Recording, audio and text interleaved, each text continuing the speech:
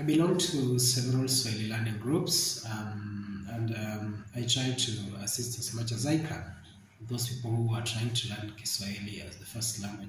Mostly people from Malawi, Southern Africa, and so on and so forth. They have a very keen interest in learning the language. So, and one of the areas that I find them struggling is the verbs, mostly because most of them speak English as first language, and therefore, when they go to learn this language, they expect it to have the same structure like English, which is not the case. So I've decided to try to explain the basic verb structure of Kiswahili, so that to basically point out where they need to start. And so I like to say that Kiswahili has two types of verbs. We have the straightforward one, and then we have these other verbs that you have to add prefixes and suffixes to modify them, to make them more expressive, to make them contain more information. Because basically Kiswahili language belongs to a group called agglutinative language, which means that this language uses different prefixes and suffixes in words so that they can be able to modify the basic words, the roots of those basic words. So that's why Kiswahili is a little bit different from these other common languages. And basically, without further ado, I'm going to pick a word and then I'm going to show how each component and how it is used. So before I pick a word, I'm going to explain something about these prefixes and suffixes. So the first syllable, that's the first prefix of a Swahili verb, actually represent the subject. And then the second syllable represents the tense of the verb. The third syllable is a kind of a reference. It's referring to the object, the one that the verb is talking about. Then the next prefix is the object, the topic of that verb. And then after that, we have the root of the verb. And then that's the part of the verb that never changes. And then at the end, the suffixes mostly act as a kind of adverbs of manner, of frequency. They tell us how something was done, how many times, or to put emphasis on whatever is being talked about. So without further ado, I'm going to pick a word, a verb, and then I'm going to show how we can be able to fix these prefixes and how the word will be modified. So I'm going to pick a simple Swahili verb, and this verb is hifadhi. Hifadhi means to keep.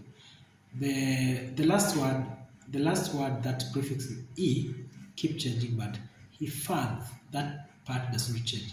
However, you modify it, whichever prefixes you're going to add, that word hifadh will not change. So hifadh means to keep or to preserve. So for example, if I pick a word like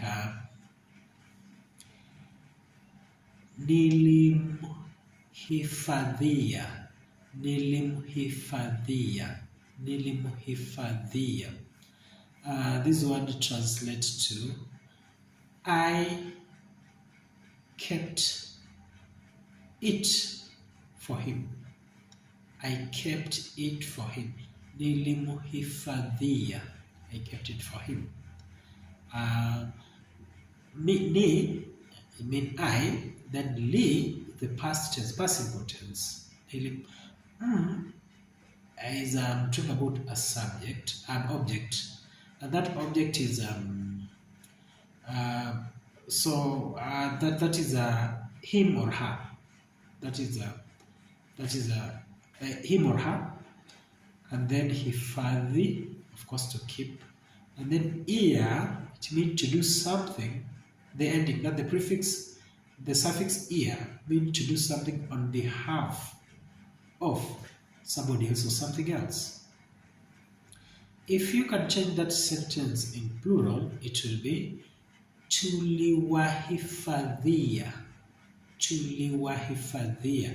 So tu, like I said, the first syllable is the subject. In this case, ni singular, me, I, that's I, and then tu is we. Li, still past tense, and then tuli wa, then the subject now is plural, them now changes to wa, then hifadhia. So we can change it in so many ways to bring out different ideas. For example, that was in past tense. In present perfect tense, it will be nimemhifadhia, I have kept for him.